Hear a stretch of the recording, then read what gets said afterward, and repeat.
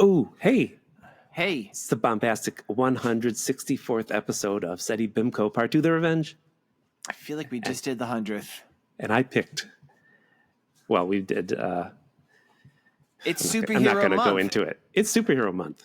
It's And superhero Tim month. picked, what did you pick, Tim? Which famous superhero did you pick?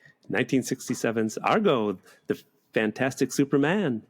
It's Argo Man, The Fantastic Superman, I think. Oh, did I say Argo? Argo You sure Man. did. Argo Man. 10 years before Star Wars. Jeez, this is only 10 years before Star Wars. Mm-hmm. Can you believe it? Long time ago in a galaxy far, far away. We start every episode with an amazing, fantastic question about revenge. That's never happened once where it's fantastic. It's never happened once. Hey. Did Thomas Crapper, the man who popularized and patented the flushing toilet, we all know him, right? Yep. Did he ever get revenge? He invented it. He didn't quite invent the flushing toilet, but he made it work well and patented his design of the ball and chain. Okay. Well, did he ever get revenge on everyone for calling his product a crapper when he really wanted to name it after his faithful dog, Poo Poo Platter? His dog was named Poo Poo Platter. It's SETI BIMCO Part 2, The Revenge. The show where we create revenge sequels that nobody wanted. I did, fun addendum to that. I have learned recently, I don't know why, maybe you've seen the same stuff just in the zeitgeist, that's why you're making crapper references. The term to crap already meant to take a shit. And so, in fact, crappers are not named after, like, the term. I always heard, like, people call it taking a crap because it was invented by crapper. Mm-hmm. And instead, that term already existed. So he was like a man. He was a man driven by his personal demons. Everyone's like, hey, shit boy. He's like, I'll show you. I'll get rid of all the shit in the world, and you could never call me crapper again. Wow. What did you hear? And then... Oh, so you're going someplace funny. I was going to give you facts. Let's hear some more facts. Let's go. That the name was popularized because doughboys in World War I were shipped to England, where that was first appearing. The crapper first appeared in 1919, and they first encountered this indoor flushing toilet, and they called it a crapper because it said crapper on the side, and they went back to America, and they called it crappers. They called theirs crappers. Nice. And another fact about doughboys, which of course was the slang for World War I soldiers, they actually, because of the brutal conditions they were deployed on the battlefield, most of them became, what's the opposite of incontinent? Constipated. Constipated. And the only way to like unconstipate them is you would poke them in the stomach, and they go hee. Jesus. And they'd make a little Pillsbury, is what they called it. I thought you were going somewhere factual. And that's why the Pillsbury Doughboy, which you never see seconds after each commercial ends, where they touch his little belly, he just shits out a giant cinnamon roll. And that's also I thought you were being weirdly because they do have to poke cows sometimes. If they have too much gas. Did you know that? They go right up to the stomach. Because I lived in a place where veterinary students went to school once, and I knew a lot of that stuff. You lived there once, or people went to the school there once? They go there many times in Ithaca. They go to vet school. You know who went to vet school in Ithaca? Barbara Streisand. Was his name Charlie Bucket? Abner. Little Charlie Bucket? Yeah, you look it up. He's a vet. He grew up. The actor who played Charlie Bucket in Willy Wonka and the Chocolate Factory? Yeah. His picture's on the wall. I saw it. He's a vet. Nice. And he poked holes in cows to let the gas out. They do that. He just poke holes in their butts and make them fart, huh? Do you think it would be like that scene in Willy Wonka where like the farts would blow him and Grandpa Joe up to the ceiling?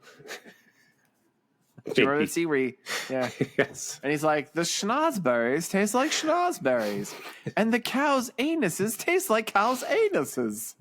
I hate to think if anybody was in school with him, there was one jerk that was saying things like that to him while he was doing stuff. I bet you it was that wretched Mike TV saying it. That kid sucked.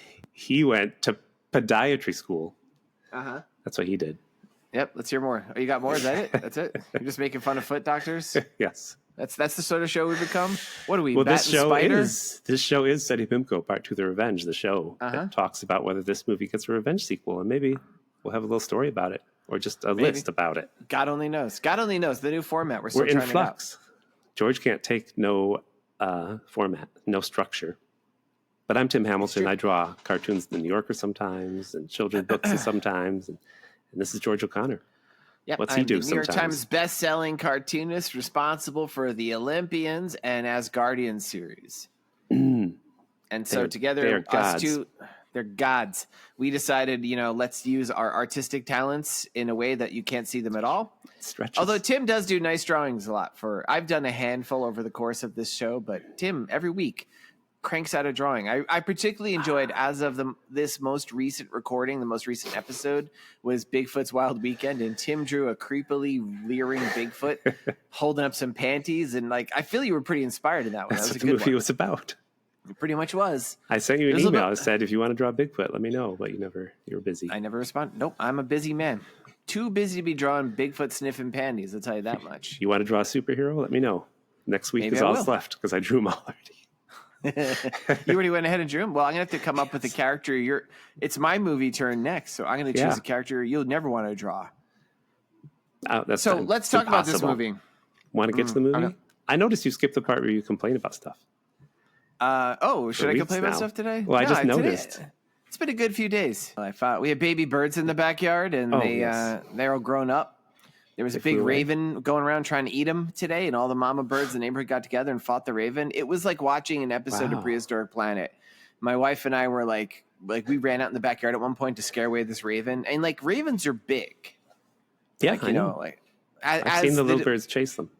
Yeah, and this thing was these tough little mockingbirds. You're not going to eat our kids. And this raven was not one to leave our backyard. It was a kind of a pitched battle. There was a bit when they were dive bombing him. He definitely flipped one of them. I'm like, oh. And then after he left, it turned out that some of the babies were hiding in our ground cover. So he was really close to making a kill. And these birds were heroes. Oh, you found them hiding in your? Oh, we didn't find. You gotta be careful. We watched them. I know. Our poor cats have not been allowed in the backyard for days because these little birds. So these birds get out of there. Yeah, it's we like having them around, but you gotta leave the nest. Yeah, just like our mice. We like them, but they gotta go to the park, live free. It's been a while since you've been up to. What are you up to this year? How many have there been? It's been a long time. No mice. Oh no, a long time. On my way walking back home just before the podcast just now, two rats got in a fist fight in front of me. Ooh, a fist fight. You know who else gets in fights? Rats fight? I've seen rats fight. You know who else gets in fights, Tim? Pigeons. Argo Man, the Fantastic Superman. The Fantastic Superman. Yeah. But even he had his Achilles heel. A beautiful woman's kiss.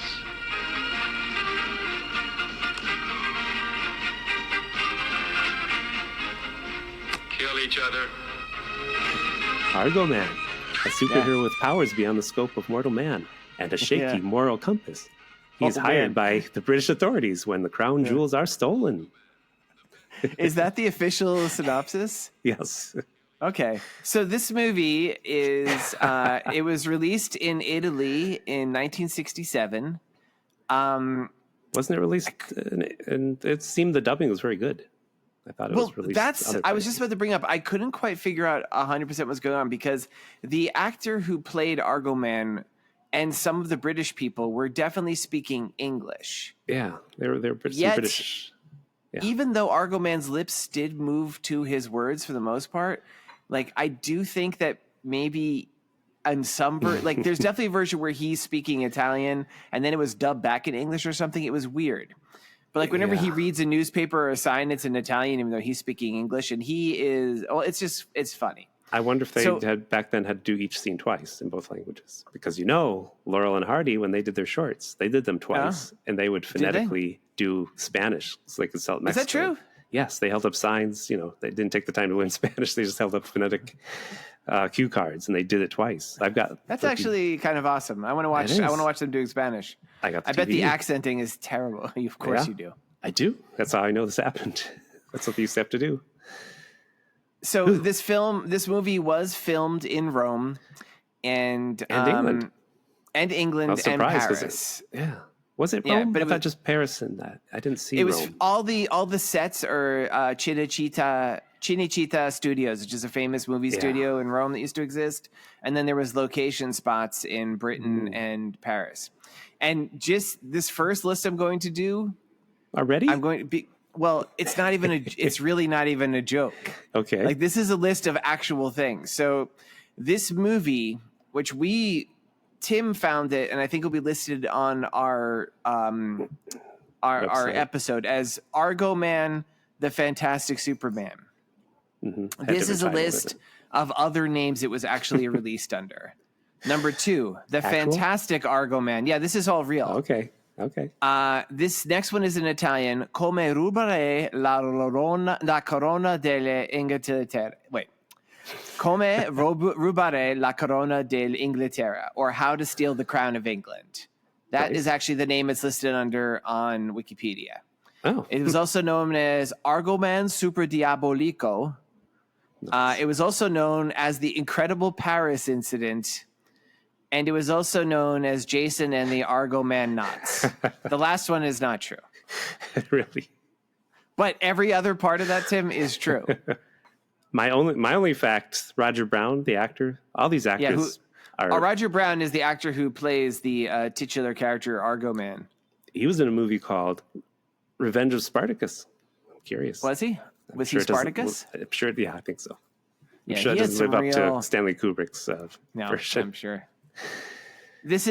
I bet he was he was a American actor, seemingly, maybe a British actor, but maybe that's why there was dubbing, because he was working in Italy, presumably. Handsome guy. I really want to slap the fuck out of him this whole movie. Oh, yeah. Do you think he was 30? Because he looks like he's 50.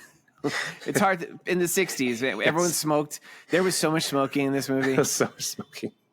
So I have a question for you. If you read the Wikipedia and IMDb and other sources, there's multiple cuts of this out there in order to go with the multiple cuts. Did you see the version that opened up with in China? Nope. Did you? All right, I'm going to read this because this is the way the movie opens for most people, but not. Yeah. In China, soldiers prepare to shoot Argo Man, but he hypnotizes them and they kill each other. Argo Man then lands in the USSR, where he gets his assignment. His employers thought the Chinese would kill him after he accomplished his mission of destroying a nuclear weapon, and then there would be no need to pay him. Argo Man takes a jeweled box, following his tradition of taking souvenirs and other valuables in place of ordinary payment. He has an original Mona Lisa in his collection. He does. Collection. Movie doesn't have any of that. The version Tim and I saw, which was on Tubi and was under the name Argo Man. That was my first complaint. That we don't see him do powers or anything. Yes. And honestly, he uses a power in this description that he does not use in the part of the movie we see. He never hypnotizes anyone.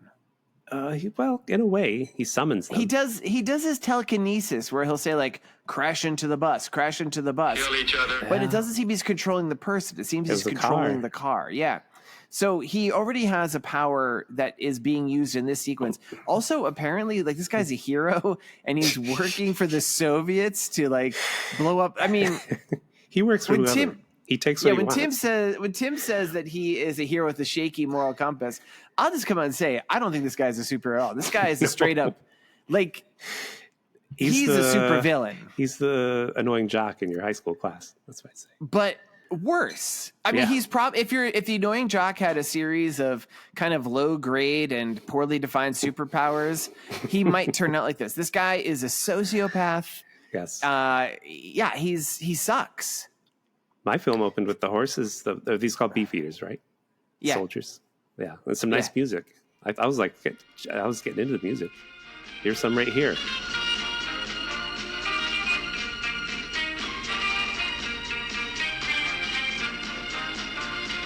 Also, the music sucks, which is funny. You like it. I liked it. Well, for this movie, all the music in every movie we see, it's terrible. Well, I'm going to tell you something that's going to shock you. So I have a note coming right up. So after the parade, which opens the credits, we see this very British inspector. His name is Inspector Lawrence. He's talking on the phone, and we learn that the Crown of England has been stolen already. And he's in charge of Scotland Yard. They never say it. But like, that guy's in charge of Scotland Yard. They say he's of Scotland Yard a few times later, but they don't say he's in charge of it.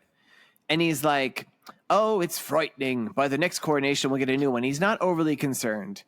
And there's just this movie's going on. And I actually wrote this. And if you're a regular listener, you know how surprising this is. I write, a few minutes in, I'm not hating the 60s vibe. Normally, we watch a movie in the 1960s, and I hate it with a passion. Yeah. But there is something, even though the lead character in this one is one of the most morally reprehensible people we've ever covered, there's something about the general style, look, and vibe of this movie that was like, okay, I'm not hating this. This is Sir Reginald Hoover, isn't it? I think I wrote a name down here. Yeah. Well, we don't even meet him. We don't meet him yet. Okay, this is Inspector Lawrence. Yeah, Inspector Lawrence. Reginald Hoover is the, spoilers, is the alter ego of Argo Man. Oh, is he? Wait, we're already with him? No. Okay. I'm just saying, okay, let's cut that part out then. It's okay. Up until this point, there's been no dubbing in this Italian film. This suddenly starts where we meet this sexy babe wearing a Russian hat, and her henchman. It's a beefeater. Isn't it a beefeater hat? It's hard to tell. I was assuming Russian because it was the 60s, but... Can I tell you what I thought here? Or are you going to do the same thing? What? This is spat. Well, she's a sexy lady, a lot of cleavage. And that's what you're staring at. And suddenly, out of her hat, she brings crown jewels. The crown. Yeah. I don't remember her cleavage, actually. Tim. What? Oh, wow. Yeah. I remember her being very... what's that mean? I'm more of a butt guy. Anyway, I remember her being very, very... You know, I also will say this, Tim. She ends up being the main bad guy of this film. I did not place this as the same character we meet later. No, I didn't either. For a very long time. Okay. No. So, yeah, she has stolen the crown. And she's talking to looking at her chest and didn't notice she had the hat. Yeah. I've confirmed Sounds like Tim. So, sorry, I interrupted you. There's another guy that one of her henchmen who I thought was going to amount to something, and she kisses him, and he's like, I wish you'd let me take care of Hoover. Reginald Hoover is that name we heard before. Yep. Or Herbert Hoover. Or Herbert Hoover. He was keeping track of everybody Hoover. back then. Yeah, yeah. Oh, a Hoover. Yeah. In England, that's called a Hoover. Hoover it up. Is that all our Hoovers? Oh, Hoover Dam. That's Hoover Dam. Who else? Oh, we got it all now? I think that's it. Yeah, I think so. There's not a lot of Hoovers. Then we see this like beach in like a Mediterranean-looking island, and there's this guy. He's like Alfred. Are you talking about Alfred, his butler? We meet, Alfred wearing brown face. Let's just say that. Ooh, I was wondering. I couldn't tell. Oh, he is, yeah. Because it's not obvious at first. It's not obvious at first. In the scene later where he appears wearing a turban, you can kind of tell, especially because he's an Italian guy. I mean, some Italian people are pretty dark-skinned, but yeah. His name is Chandra, and he is putting some jewels or something in a closet. This is apparently the jewels that Argo Man stole in the opening that we didn't get to see. And we see the Mona Lisa. And the Mona Lisa's there and stuff. And he comes out, and this is where we actually meet for the first time Sir Reginald Hoover, who has an American accent. And he even says, I spent my formative years in the American West where I got a taste for danger. That's why he's a terrible person. Yeah, because of this time in the American West. Yes. He's from Arizona or something. And because we don't see the first part of the movie, you're kind of left guessing, like, is this Argo Man? Is this Argo Man? It must be, because he can hold his breath underwater for 39 minutes. Did you hear that? Yep. That's one of his... Yeah. He could hold it longer, too, if he didn't get bored, he says. But that's 3 minutes longer than the album that was #1 that year, George. Oh, is it Herb? Magical Mystery Tour. Magical Mystery. What? Yep. That album's only 30 minutes? Yep. 39 is how long he holds. So that'd be 36. 39 minutes, George. That's about how long Argo Man can go without thinking about some lady action. It's probably true. And 39 minutes is the expected lifespan of a 55-year-old in 1967. That's weird that they got to 55, but their lifespan was like 39. Maybe you hit 55, you die 39 minutes after. Is that what happens? Yeah. You got it. So you figured it out. So we still don't know he's Argo Man. We get a few things. He reads in an Italian newspaper that the crown was stolen. Yeah. There's no comics in there I knew of. Yeah. No, there was Le Arc de Bonheur. There was the spicy meatballs. That's a fun comic. Spicy. Well, And he's interested in this because, like, at this point, I don't even realize he's supposed to be a superhero. I'm thinking maybe he's another supervillain. He's like, must take someone of an unusual brain. And then he's decided, like, he's talking to his assistant, Alfred / Chandra, the guy wearing brown face. He's like, I need to meet up with a woman. And Chandra's like, but sir, you lose your powers for 6 hours after you are intimate. This is so weird. Like, this is such a weird thing. This is what makes this Italian. Like, so for those of you, like, his refractory period, it's just after he has his orgasm, after he comes, whatever you want to say, he, for 6 hours, he loses his ill-defined powers. And it's not like his powers are anything that super spectacular that we see. No. And there's really no reason to assume this is like we meet him, he's hanging out, like holding his breath underwater, just walking around his mansion in a bathrobe. I'm like, while smoking a cigarette underwater. While smoking a cigarette underwater. Of course. Like, what is Chandra so worried is going to happen? But he's like, so they're standing there in this like 60s looking hallway, and he's got like a picture phone, and he's like, ladies. Yeah, he's like, this is which like women you should see. And there's like he says terribly sexist things. He's like, there's a woman who doesn't even look Asian, but he calls her Oriental. He's like, she could teach me Oriental things. I'm like, good Lord, come on. Yeah. It's a real Epstein Island kind of feel. You're fucking right. Yeah. And then finally he's like, what about Samantha? And Chandra's like, very good, sir. So they call Samantha. She's in the bath. And she's like, he just clicks on a camera. Yeah, and there's just camera. Like it's like in her bathroom. In her bathroom. And she's like, oh, I could come over. What do you think? Should I wear this dress? And she's wearing bubbles, but she holds up like a dress. He's like, excellent. So this woman's coming over from gosh knows where. But George, then you know what this means? No. This means Argo Man, he has cameras in every bathroom, every lady he pictured there, obviously, to contact them. He just pushes a button. He just has cameras in ladies' bathrooms. Well, do you remember? He goes, what about Berthina? And goes, she could drop a real big deuce. It's funny you say that, George. Well, wait, is there a list? Because he learned a lot looking into ladies' bathrooms. Because he's got cameras. Yeah, he learned. That's where we get insight into Tim's psyche, everybody. He began to realize he was the only one who enjoyed peeing in the sink. He learned that ladies also use toilet paper to wipe their tears. Mm-hmm. Oh. And George, you ruined it. He was horrified to learn that pretty ladies poop. Nice. Well, he shouldn't have put the cameras in the toilet. No. It was creepy. So we learned another one of his powers. He still has not been confirmed as Argo Man, I will point out.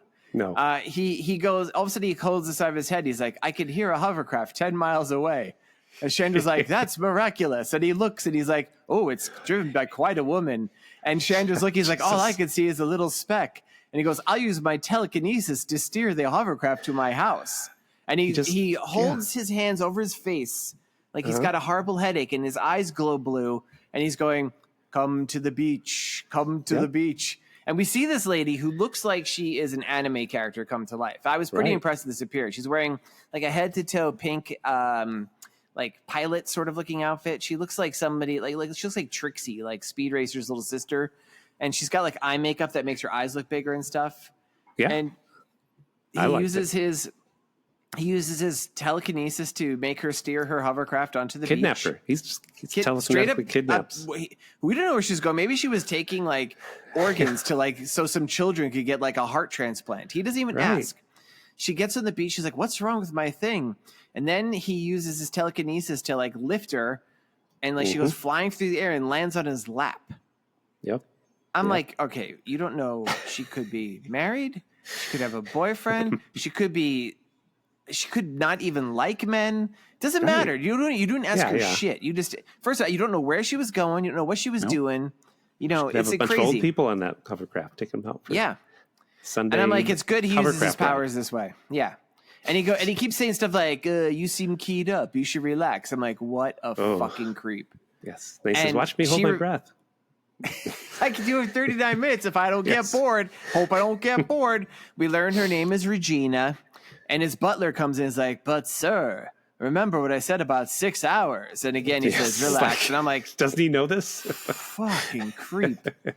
Like, just abducts this woman on her fucking hovercraft in the middle of the ocean.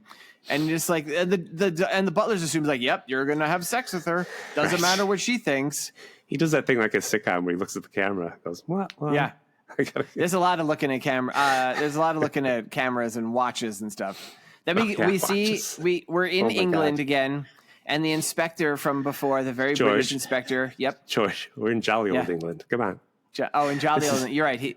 It's jolly old England, and he's like, "Tut tut! I got the crown back."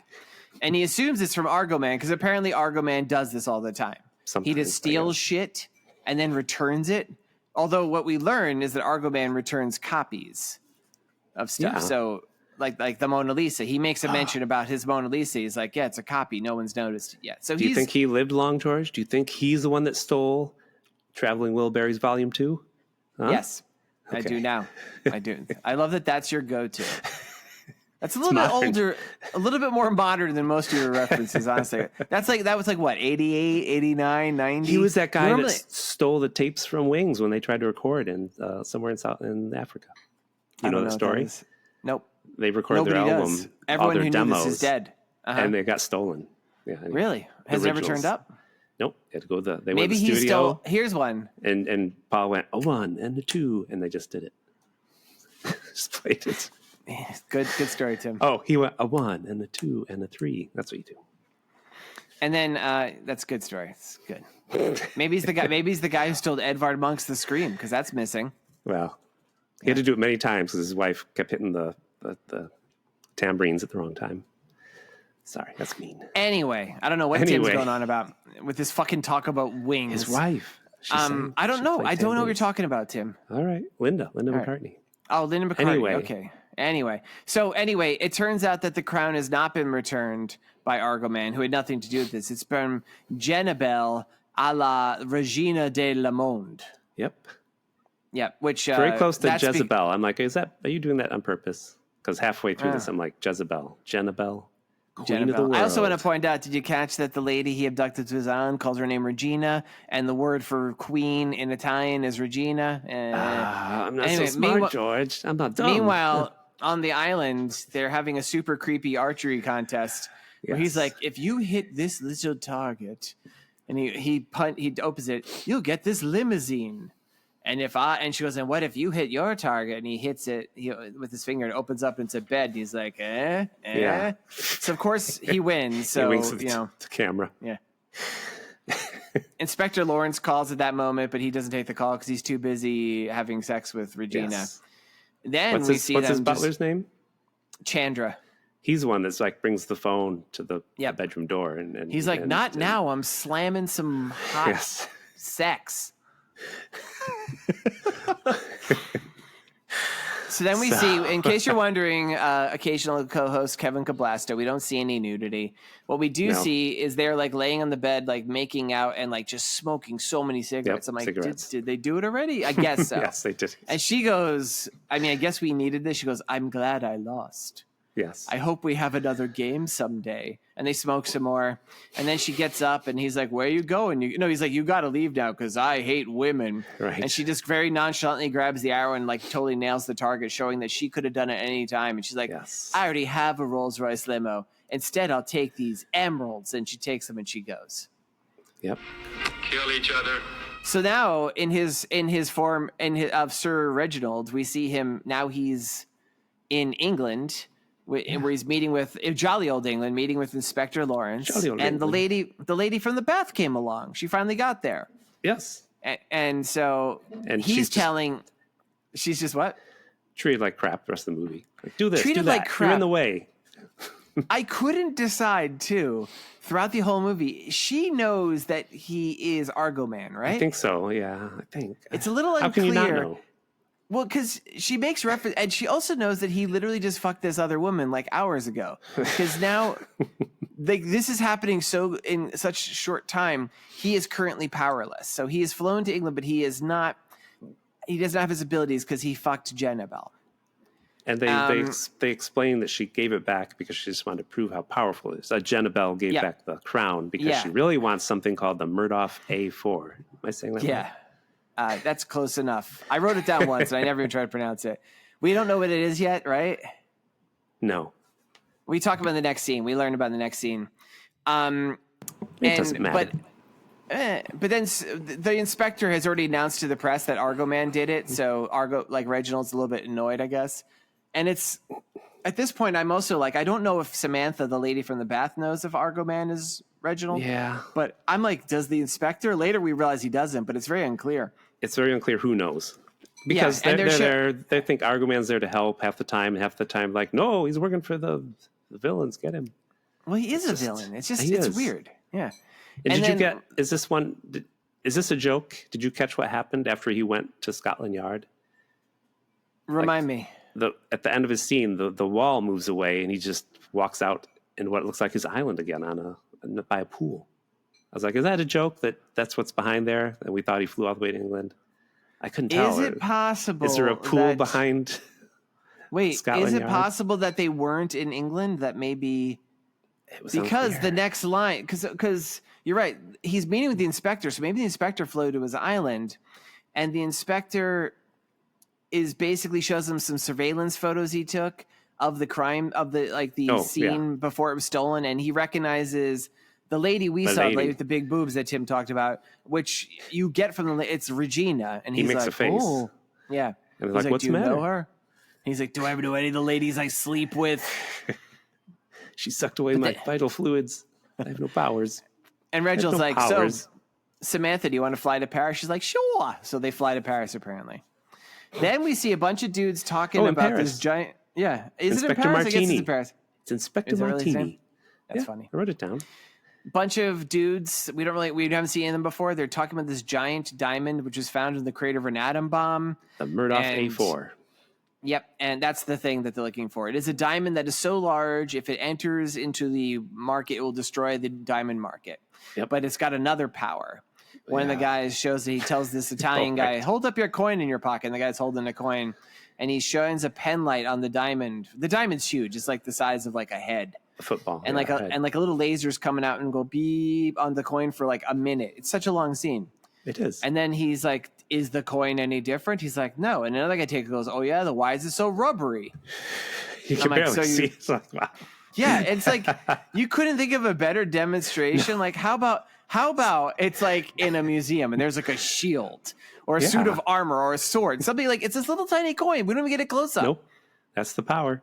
He goes, sacre bleu. So then we are at the Eiffel Tower with Chandra, Sir Reginald, and Samantha, and they're just openly speaking about how they have to like wait until his powers return.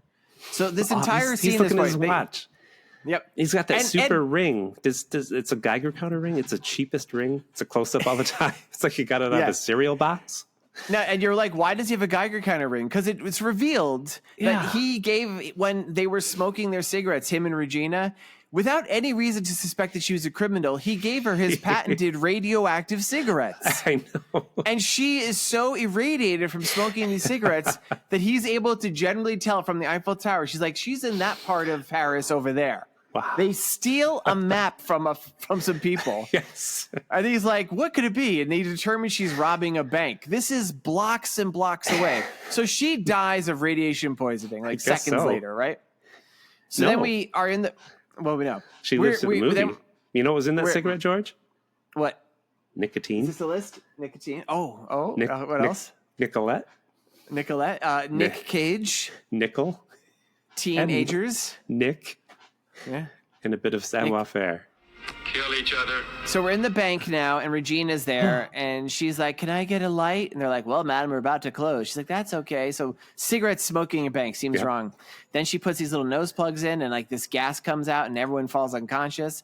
And like 12 dudes dressed head to toe in black leather and domino masks come running in. And let me say, George, we haven't said this yet. Argo Man's outfit, which he hasn't turned into it yet, it's awful. We actually still haven't even heard that this guy is in fact Argo Man because we don't have the beginning of the movie in this version. But these guys, their costumes aren't so bad. Like black leather, they look uncomfortable, but look like they're all covered in black leather and got like a strap across their eyes with holes in them. Yeah.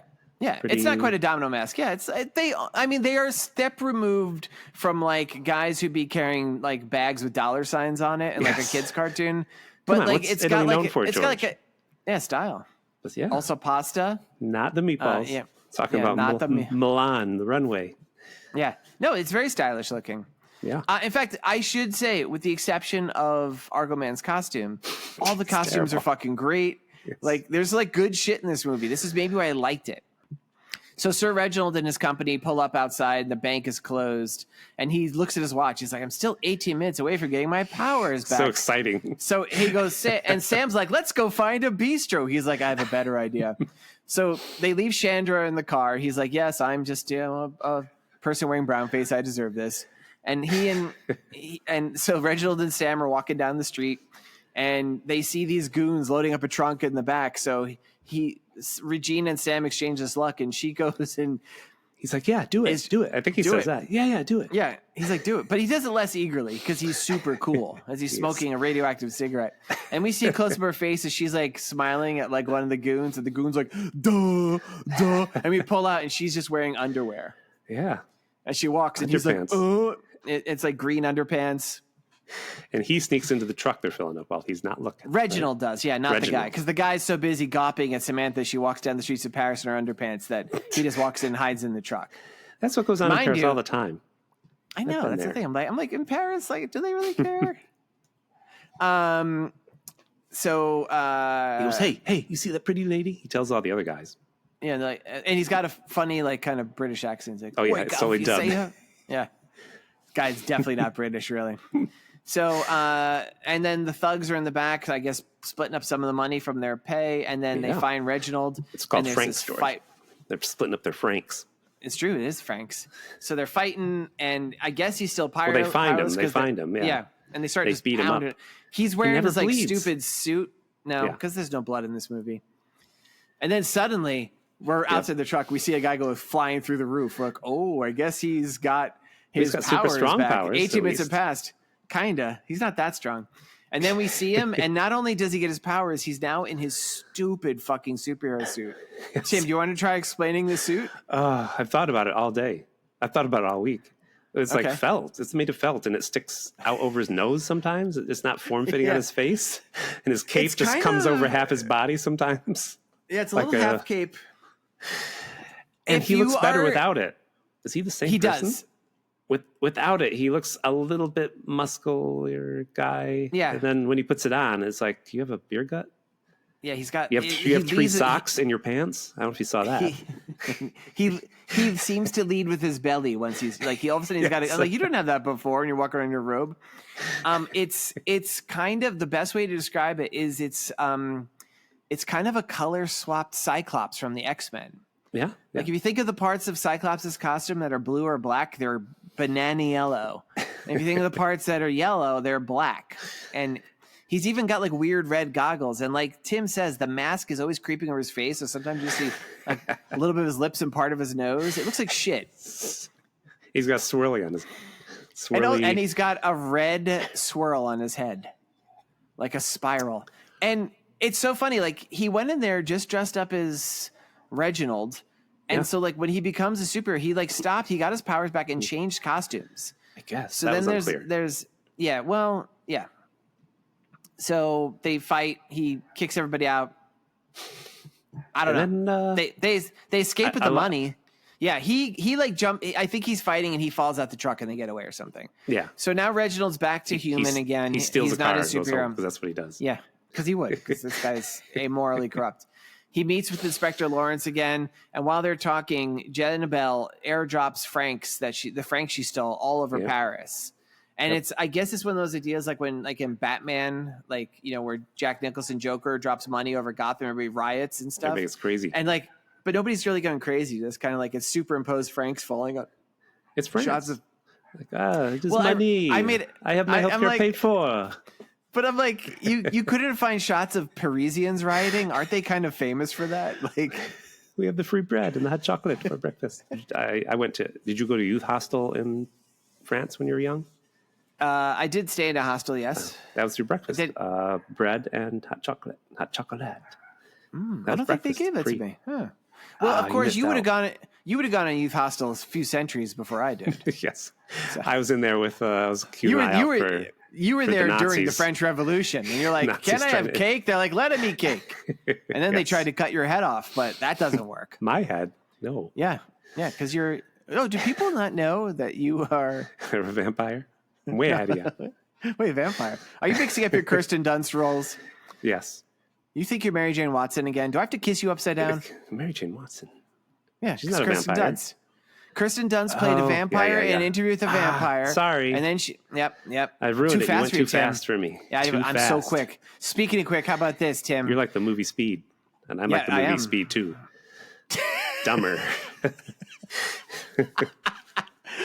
So Reginald and Lawrence are meeting wherever the hell they are, and a voice comes on the radio. It's Jennabelle, the queen of the world, and she goes, "Unless you do what I say and give me the whatever the name of that diamond is, I will Mulholland airdrop 4-1. The Mulholland. It's not Mulholland. It's the Muckator or something.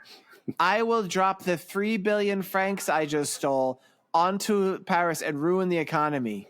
Yep. Tim, she stole 3 billion francs. Oh, so I have to do the. You have to start. It's a new theme song. George's it's in France. It's not just. It's French? George's current currency. No, current foreign currency kerner. George's current currency kerner. Okay, so this is a tricky one. This is it. This is a challenge. All right, so francs. You may not know this, Tim, but our French listeners certainly do. Mm-hmm. Francs no longer are a legal tender of France. No, they switched to the euro. I want to say in 2002. So, yes. So francs don't exist anymore. Were they little coins? Was that the little coin when I was there? Was that a franc? There were... they came in coins? There were coins, and there were also paper money. Okay. Yeah. Okay. Go ahead. Yep. And there were, and some of them were printed on the insides of peanut shells. Okay. What? Yep. What's that got to do with France? I don't know. So I'm just... inside of what? Baguette crust. A baguette. How about this? It was on. Some of them are print. How about some of them printed on mimes? Yeah. All right. Okay. So Tim, keeping in mind that francs were converted to euros, can you imagine what the spending power of 3 billion francs? I'm trying to imagine how you spent all day doing the math. I didn't. It took me 10 minutes, maybe tops. And you have a choice. I will tell you could guess either in euros or in dollars. Okay. What is the spending equivalent of 3 billion francs today? In dollars, I'll say 4 billion. I don't know. That seems like that's a lot of interest. I think you should have said euro because you would have been closer. In euros, 3 billion francs would have the spending power of 4,396,445,021.66. That's in euros. In dollars, because euros have more value than dollars, that would be the equivalent of 5,140,367,483.78. That's a little bit close. I guess that's I see how that's a lot of cash to be dropped willy-nilly into the economy. I feel like the economy would crash just because she stole $5 billion. Yeah. Like, what is she? Elon Musk? What is she? They're gonna our president Donald Trump selling phones that he claims were made in the United States and aren't? Or you know what? Let's just leave this as a live document. Insert the scandal du jour, whatever he's done by now. Oh, he's selling babies? Okay, why not? Yeah. And how is his base going to bend over backwards and not be upset by this? Okay. Anyway. So because they can't let these 5 billion francs destroy the economy, they're like, we need to make a handoff. And somehow Reginald has decided to be the best person because he understands criminals or something. Yeah. He wants to meet with her. Yep. Because everybody's out buying Freedom Prize. Okay, there you go. They're all being... Yeah, thanks. A topical reference from Tim Hamilton. She says, "I want to somehow meet a man." that reference is older than this movie. Somehow it is. Yeah. She says, "I want to meet a man in a checkered jacket and a bowler hat and some pink underwear, white socks, 2 umbrellas, a blue tie, and possibly a monocle that pops out of his head when he sees a lady's bottom." Wow. That's what she wanted to dress like. Yeah, it is. So Reginald puts in this outfit. And he has to take a certain bus, just a random public bus. More similarities to Speed, Tim. Yes. And he bumps into Poleslock because he's not used to wearing that monocle. he has no, and he only has one eye too. Yes. Did we mention he's a Cyclops? I said he was dressed like Marvel Comics Cyclops. Right. But yeah. So he meets an agent of hers on the bus who's like, see this button? If I push this button, I blow it all up. You, me, we all get blown up. And all those kids, and he gestures some kids. And Argo Man's like, I can't let those kids die because I guess I'm a superhero, even though I've stolen the Mona Lisa and the Crown of England and stuff. And so he telekinetically makes a car crash into the bus. He goes, crash into the bus, crash into the bus. And the guy at the wheel's like, I can't control my car. And it crashed into the bus. All the kids are instantly decapitated. And he wrestles with the guy. No, they all just get off the bus, don't they? Oh, he does punch him. Yeah. They kind of like fight. Yeah, so he can't push the button. They scuffle. And but he gets taken into a car and they drive him to this like castle. Yeah. But George, they all get off the bus. And Argo Man never says, hey, by the way, there's a button on that bus. If you push it, it's going to blow it up.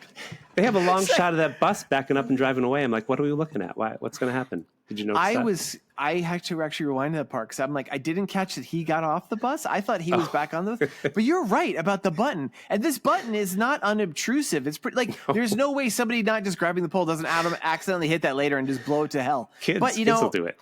This is a guy who used his telekinetic powers to grab a woman 10 miles away and force her against his will to fly to his island and fly onto his lap. So he's a bad person. He is. So next we see him, he's in this car being driven somewhere by the goons. He's wearing like these dark glasses, like a blindfold or something. I guess. I don't know how they overcame him because he hasn't had sex, right? He has his powers at this point, yeah. Oh, he just wants to go meet Jezebel, I think. Yeah, also, this is a good point to mention this. Let me get through one more line. I want to go into a list. We see that there's some stupid-looking robots there. He's being led through one robot, George. Love that robot. The robot. It breathes like Darth Vader. Did you notice? It was going. I did not. No. I heard it was doing that. Good. It was a chunky-looking robot, and he's led into this like really cool like Art Deco. Yeah, nice place. Headquarters. And one of the guys is like, stop here. You're in the presence of Jezebel. Now, Jezebel has looked and she already realizes that's that Englishman I slept with. And she kicks everyone out. They're like, but. She goes, no. And she's like, she reveals she knows he's Argo Man. She knows he's Reginald Hoover. And he's like, well, I know you're wearing a pretty black underwear. And she goes, what? How could you tell? He goes, because I can see through this steel blindfold. He pulls off this mask, which is definitely made of cloth. I'm like, steel. I didn't hear him say steel. But this is the thing. This is another power of his. He has telekinesis. So this is my second list. Okay. And again, Tim, this is not a joke list. This is me trying to cobble together what his powers are. Okay. Because we really haven't had an accounting yet of this. Number one, the thing he does the most is telekinesis. Kill each other. Number two, he can hear stuff very far away, like 10 miles away. Pretty ladies. He can also, number three, he could see pretty women far away. That's the only time he could see she's a pretty babe. We don't know if it's only women, but I don't want to jump to conclusions. Number four, he's kind of strong, maybe. I throw the maybe in because he did punch a guy through the roof of the truck. But as Tim pointed out, he was pretty easily overwhelmed by the dudes in the bus. And we see him fighting. He's like, I don't know. It's like Batman fighting. It was a very Batman TV show when he fought. It was Batman TV. And so he might just be a good fighter. He's maybe strong. He never does anything like bend an iron bar or pick up a car. Like he's maybe he's as strong as Adam West. Take as you will. Stronger. He can hold his he can hold his breath for up to 39 minutes unless he gets bored. That's number 5. Number 6, unfortunately, I guess this is more of a problem. Like he can get easily bored. I don't know if it's a power. Yeah. It's more like a kryptonite thing. 7, he could apparently turn quote unquote steel blindfolds into cloth masks. Yes. Number 8, and this is true, he could quick change into his stupid yellow Cyclops costume. Number 8, this is number 9. This is more conjecture, but given by his reactions with everybody, everyone in his vicinity acts like they've become low-grade brain damage. Yes. Like people who don't seem to be complete idiots are complete idiots when they're near him. So it's like maybe his powers, that would be his actual best power if he's absorbing their brain waves. So they're just like, 10, he's maybe kind of good at archery. We're not really sure. Yeah, he never did it. He hits the target to get her into bed. Number 11, he oozes super smarmy 60s white guy action. Yes. like the most super smarmy white guy you've ever seen. And his 12th and final power, because apparently he can hypnotize, but we didn't see it in this movie. I wrote instead that his jizz smells exactly like bananas. Oh, yuck. Yep. You've got a superpower to see into every female's bathroom, every woman's bathroom. What, see, was that a power or was that actually? I think that was just him. Like, I think he takes you to his house against your will. He does his archery game. He wins. He has sex with you. You're low grade brain damaged already because that's his main power. Well, he gave you a cigarette with radioactivity. He gives you radioactive cigarettes. So you're dying. Yeah, and then he apparently has hypnotism powers, and he's like, "Go install a camera in your toilet." Yes. Yeah. Kill each other. Well, so he's in there with Regina, just the two of them. He's immediately starts looking for a bar because he's a white guy in the 60s. And she's like, "Would you like to be my consort?" And he's like, "What, you want me to look around stuff in your house?" She goes, "No, I just want you in it." I'm like, "What?" And they make out. Yeah. Yeah. I want you in And he's it. like, "Why do you want the diamond? Is it just because you want to steal cool shit like I do?" She goes, "No, I want to make men crawl to me." And she asks him again, will he be his consort? He goes, "No." And she goes, "What a pity. I shall have to enslave you." She shows him that the robot is walking towards his other girlfriend. Yeah, so Samantha has been abducted. She's in her underwear. She's tied up to a table, and the robot... He left her in her underwear, I think. Maybe. I don't know. He does say before she reveals she's got her tied up, he goes, "I could destroy your entire operation in a matter of seconds." Folks, go back and listen to what I said about 2 minutes ago. His powers, again, none of those are jokes except for maybe the banana jizz. Does that seem like that's a power stack that's going to make him? No, like this guy couldn't. I could probably take this guy to fight. He does say a line which I think is very telling. When he sees that Samantha has been tied to this bed being menaced by this robot, he goes, "Your instincts are diabolic." Do you know who Diabolique is? Do you know who Diabolique is? Yeah, I've seen that movie. Yeah, he is. It's a movie. It's a comic book character. I believe he's French, but I know I would see them in Italy when I lived there. He is a costumed super thief. Yeah, he is the world's greatest thief. There's a pretty cool 60s movie that he's in. They did it on Mystery Science Theater. He's a very popular character there with a similarly shady moral compass to this guy. And I think that's very much a deliberate thing. Like, I think the progenitor of Argo Man, whatever the fuck Argo Man means, is Diabolique. I think he's got a much less in common with a Batman or a Spider-Man or a Superman, and he's much more in the vein of Diabolique. So I think that's why he says, "Your instincts are diabolic." Well, I did read that this was built upon the popularity of James Bond and Batman. That's kind of the fusion of what they're doing. Because he is James Bond who sleeps with ladies. And he is kind of Batman. Like... He's also a spy. He spends most of his time really doing stuff as Reginald. Spying on whatever. Spying on ladies in their bathroom, basically. Yeah. You do use the toilet paper.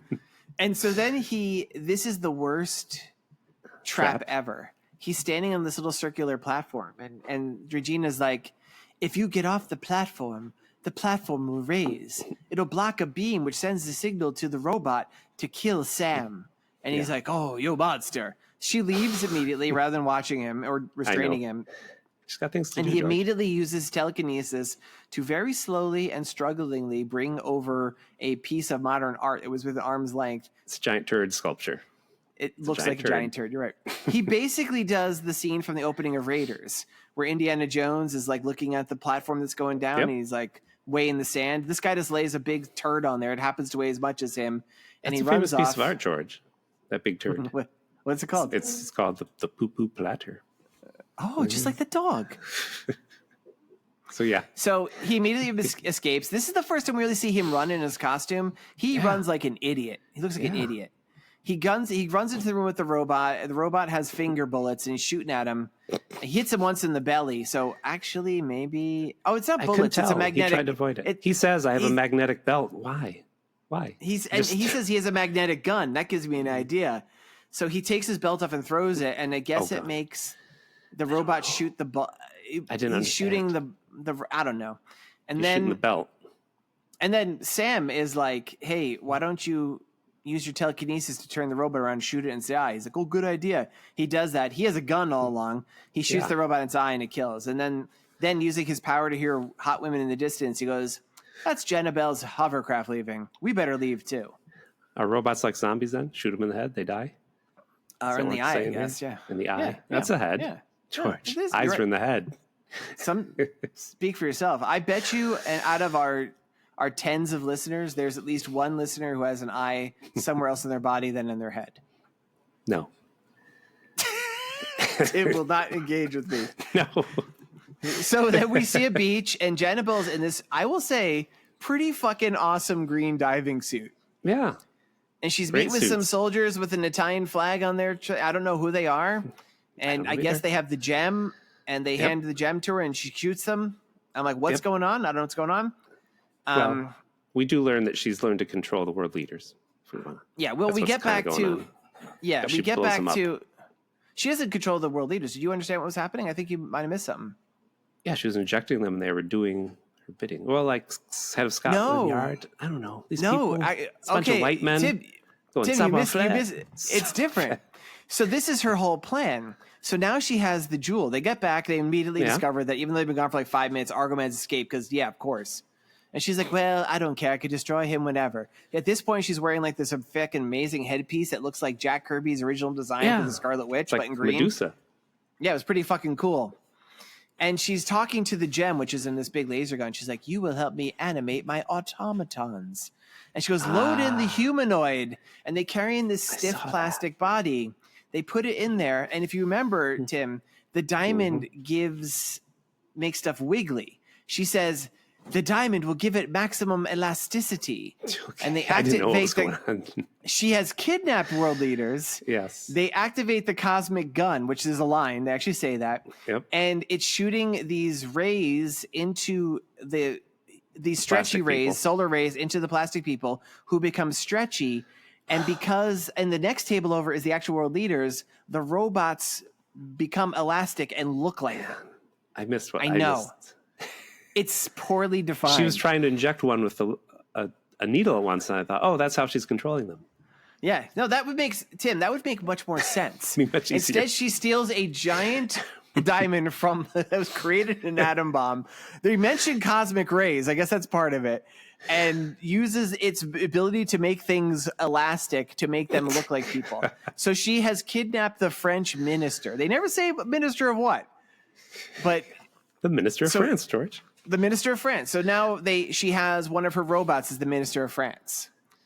And now we're in France, and Argo Man's there talking to him and reveals, I don't know, somehow he pulls out a gun to shoot Argo Man. Argo Man grabs the gun with his telekinesis, and the minister's like, I'm going to jump out the window. No, doesn't he say, I will kill you. I will kill you. He just says that like 5 times. But yeah, go ahead. Then after he gets foiled, then he jumps out the window, and this is great.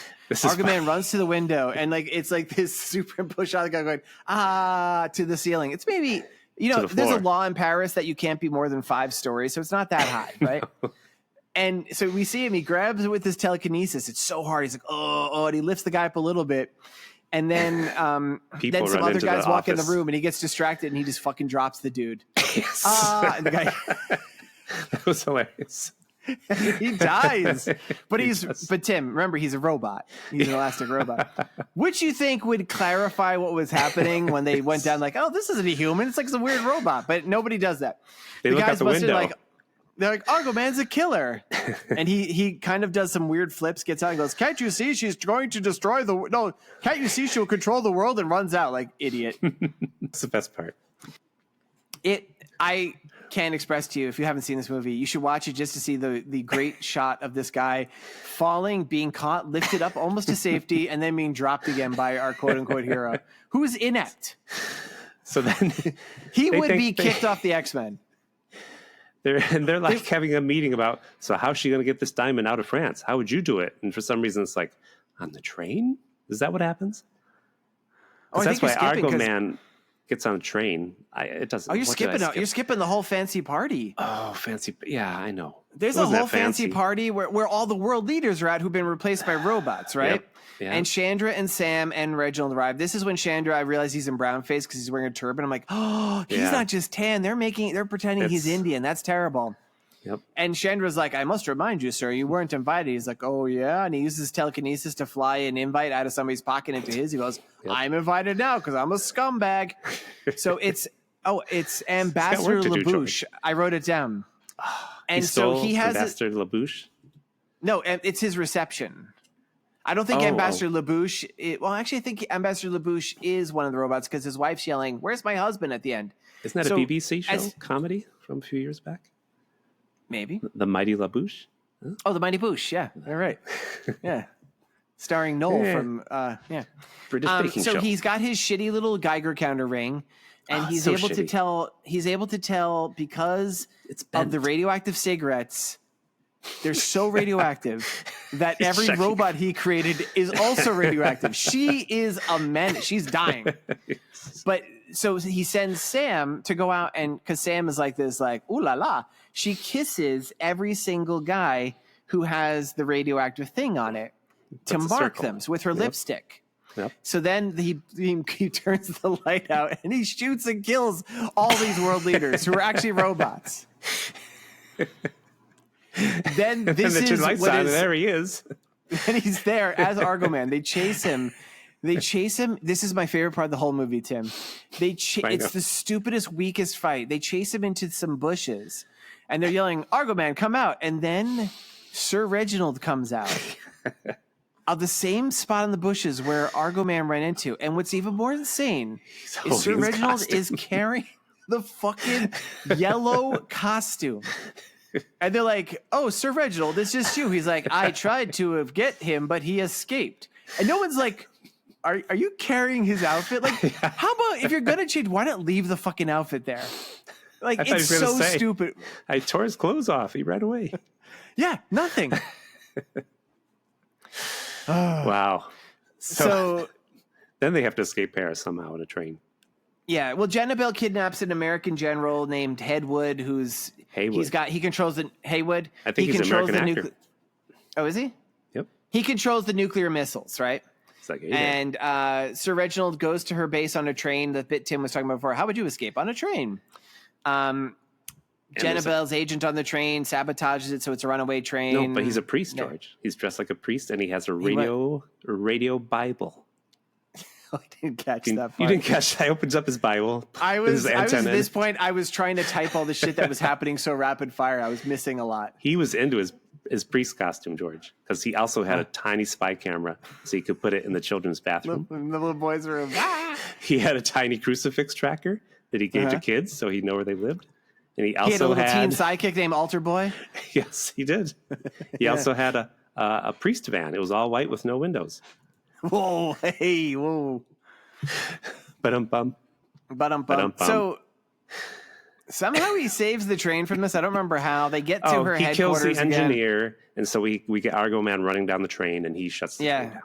That was an SNCF Class 141R282 Makaido type train.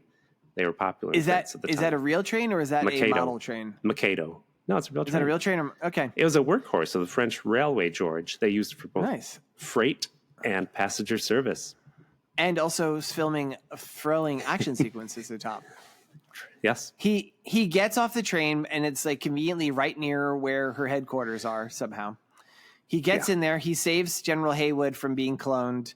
There's a bunch of other clones. Yeah. There's a big Batman fight. He fights with those guys in black. Yeah, fighting. One of them gets electrocuted by a giant electric phone cord. One falls in acid. He sets another guy's butt on fire, and he falls in acid. Sets one guy's butt on fire. Fucking shoots Jannabelle. I'm like, what? But it's actually just one of her robots. Stabs her in her chest. Like he threw like a knife in her chest. I was like, what? Yeah, he kills two Jannabelles, because like they're clones. Because then he says, "Oh, she's made clones." Yep. Because I was like, what's going on? And then the real Jannabelle is flying off with the Muradoff A4 on a plane. Is it the real? Good question, Tim.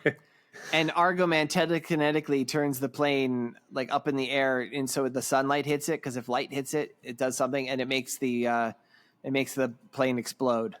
Yep. She also the jewel does something. She's looking at the jewel, screaming. Is that what you just said? Yeah. Yeah, because the light hits the jewel and like it makes it elastic and it blows up somehow. And then I didn't see it get elastic. Well, it doesn't because she's screaming, going, but light's hitting it. Like, I mean, every time we've seen light hit this thing, it makes stuff super elastic. So I guess she turned wiggly. People at home, can you guess how this ends? What do you think happens at the end of this movie? What does happen? What would happen at the end of this movie? What would Argo Man do after killing a woman? Well, as a souvenir for his adventures, because we know he steals stuff, he takes the actual royal crown. And Lawrence calls like, somebody stole the crown again. He's like, oh, I'll send it back eventually. And then Sam walks out from the bedroom. She's wearing the crown. Mm-hmm. And he's like, you don't like the crown? She's like, I'm not really a crown sort of goyle. And he goes, here, Chandra, put this with my other trophies. And Chandra takes it to the other room. And then Sam and Reginald go into the room and the door closes and he looks up at the clock to time it again because that's what Chandra does. He's always like, have to wait until how long after my boss comes when he has powers again. He says, bring me my radioactive cigarettes. I'm going to get super cancer after I finish this. And Tim, my final list of the episode. Oh. Because we keep mentioning he has this closet of trophies. This is some of the other trophies we got to see. Oh, I started this list. Oh, did you? Traveling Wilburys Volume 2, remember? Oh, you're right. Yeah, that sucks. All right, number 1, the Ark of the Covenant. Oh, nice. You would have that. Yeah. Number 2, the Sphinx's original nose. Number 3, a signed VHS copy of that episode of Maude where her daughter does a burlesque show. Love that one. Yeah. Did you watch it yet? Number 4, no. Number 4, this one you'll be excited by, Tim. The original Pet Rock that nice. All the other Pet Rocks were cloned from. Cloned from. Yeah. Number 5, the Elephant Man's original nose. Ooh. Yeah, and number 6, I assume so. He's the Elephant Man. I assume he had a trunk. It's just number 6, a rare outtake of Kermit the Frog dropping the F-bomb. Nice. Fuck, Piggy. Number 7, a monkey costume from the Patterson-Gimlin film. Nice. Yep. Number 8, 4th place from the Eastern Topeka Women's Association Bowling League trophy. Okay. Yeah. Do you think he has Ringo's original drums? He replaced them with lesser drums? And he has Pete Best's original hands. Okay. Before he replaced them with his cyborg hands. Number 9, he has a rare alternate version of Empire Strikes Back where Darth Vader says, Luke, I am your daughter. Whoa. And number 10, the final one of his trophies we see, John F. Kennedy's original nose, along with other various pieces of his skull and head. Nice. Yes. Too soon, George. I will close my thoughts on this movie reading you what film critic Howard Hughes said about it. I read that too. Go ahead. Yeah, film critic Howard Hughes found that the film, quote, never quite fulfills the premise of its surreal opening sequence, which Tim and I didn't get to see, and that Argo Man was, quote, a somewhat patched superhero. It seems appropriate that the less than fantastic Argo Man symbol is a turd-like red spiral on his forehead. Fucking great. He's witty and he can build airplanes. He can do everything. Wait. Who knew? Howard Hughes? It is wait. There's is this the same one? How does this film critic not change his name? Now we have the part of the show where Tim and George talk about how this movie is like Star Wars and Labyrinth. Hey, in this movie, as we've explained, Argo Man loses his powers for 6 hours after having sex. Mm-hmm. Well, in Star Wars, after young Luke walks in on his Uncle Owen and Aunt Beru having sex, he loses his appetite powers for 6 hours. Wow. Nice. Only 6 hours. Good for him. Yes, is this before or after they're reduced to smoking corpses by Imperial Stormtroopers? After. Oh, wow. Wow. Who did that? All right. Who did that? It's funny you chose his refractory period of 6 hours. Because 6 hours is how long Ludo from Labyrinth loses his ability to speak to rocks after he fucks Hoggle. I missed that part. Yeah, it's in the original script by Terry Jones, and that's how this is like Labyrinth. That's why Terry didn't like what the changes they made in that movie. It's like they took out all my buggering sequences. Wow. Yep. Now revenge. Kill each other. Revenge. Well, George, we've kind of come to this choice where I said it won't be a long story, but we could say, hey, if it had a revenge sequel, here's what it would be. without like a big story. Or if you want to do a funny list. Or a funny list. Let's see what you're going to do. You go first. Well, if there was a revenge sequel for Argo Man, the Fantastic Superman, it would be, as we explained, Argo Man's costume sucks. It's terrible. So it's in this sequel, he travels to the factory where the kids are making his costumes to find out why they're so horrible. And he'd show up and he'd shout, "Come on, spandex was invented in 1958. It was marketed in 1962. Why is my costume such a mess?" And he looks around and he sees all the kids are wigged out because you know what? They're all listening to the Fab Four and grooving out, having a good time. They're not making costumes. They're not doing a good job. Again? Is it Paul, Mr. Fantastic, John, George, Ringo. Ben Grimm? Okay. No. Visible Woman. Don't interrupt my not story. Don't play the music. Turn the music off. So Argo Man, he sees the Beatles are a big distraction to the workers making his costumes. So he uses his psychic powers that we think he seems to have. And he sends out a message. He says, Yoko Ono, go to John Lennon and seduce him. Use your influence to break up the Beatles. And that's what he does. Go have an art show. Type the word yes on the ceiling. Hang a little magnifying glass. Invite John Lennon to climb up a ladder and read it. For some reason, this will impress him. Show him your tits. Sit in the studio when they record. Be a presence. Paul McCartney.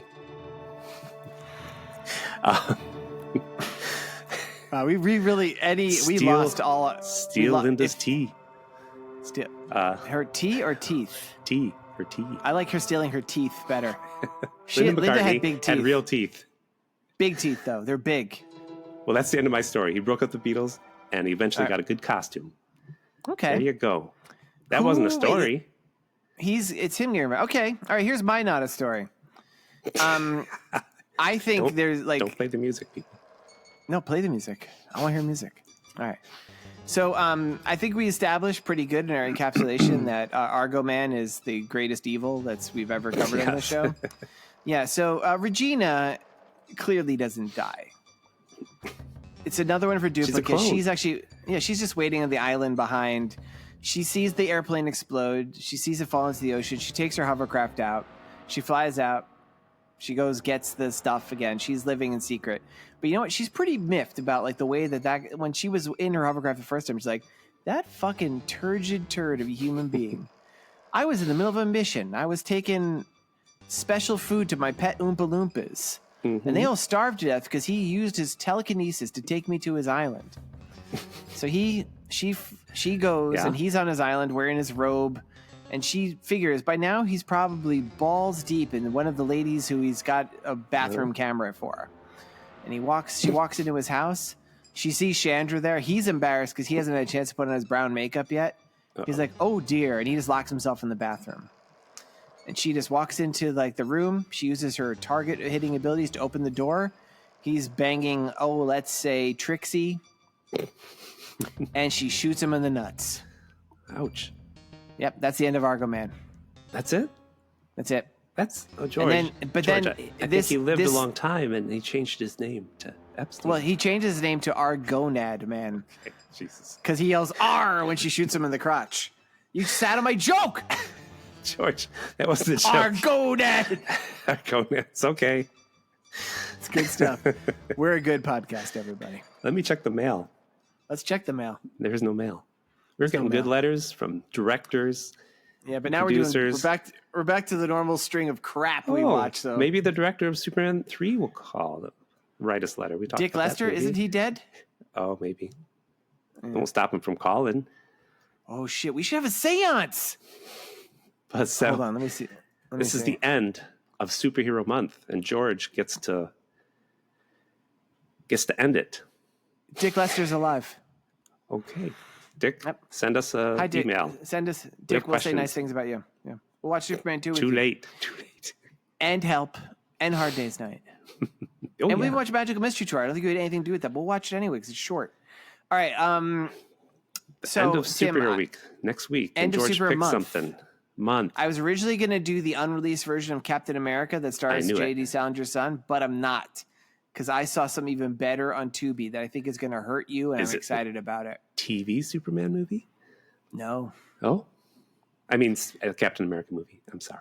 Tim, it is the cinema masterpiece known as Spawn. Based on the Todd McFarlane movie. It's on Tubi. The Todd McFarlane comic. Wow. I know nothing about this, except I never saw it. I know. That's why I got excited to make you have to watch it. 1997 Spawn, starring... Have you seen it? John Leguizamo, Martin Sheen, and Michael Jai White as Spawn. Well, it's a good choice, George. It is. This is what I'm excited about, because I'm going to make you have to deal with a part of culture I know you find reprehensible. You are going to be so sad. This is like you being a dick and making me watch the 60s movie. You're like, yeah, George hates 60 movies. I'm going to make you watch a fucking comic based on a 1990s comic book character. Yeah. Well, we'll see. I don't know. Yeah. This Old is movies also are funny. This is probably not funny. Ha ha. Ha ha. We'll see you next week. Tim is openly weeping at the thought of having to watch Spawn. I'm so excited. Next week. Captain America we would have fun with. Spawn, we're going to be hurting. Yeah, I want to have fun, George. Have fun. Yep, too bad. You're going to watch Spawn instead. Looking up historical facts about 1997. Yep, and Spawn. All right. Spawn. Be safe out there. Go your own way. Be Spawn. Go your own way. Spawn.